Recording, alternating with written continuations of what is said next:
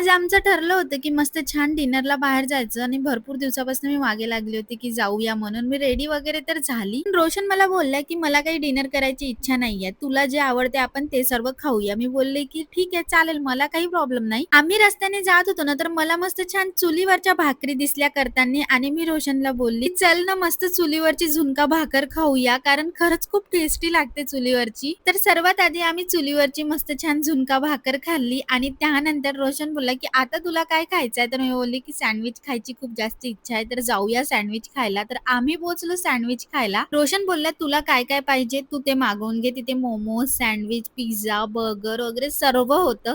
तर मी बोलली, की "नाही, फक्त एक सँडविचच मागव. मला जास्त काही भूक नाहीये." तर त्यावर तो बोलला, की "तू फक्त मागे लागत जा, बाहेर चल, बाहेर चल म्हणून. खाणं वगैरे तर तुझं काही जास्त राहत नाही आणि आता फक्त एका सँडविचने होऊन पण जाईल का तुझं?" मी मागवलं होतं चीज कॉर्न पनीर सँडविच आणि खरंच खूप जास्त टेस्टी होतं. यावेळेस तर रोशनला सुद्धा आवडलं होतं आणि तो पण बोलला, की "खरंच छान आहे सँडविच." तर असा होता आजचा व्लॉग. भेटूया पुढल्या व्लॉगला.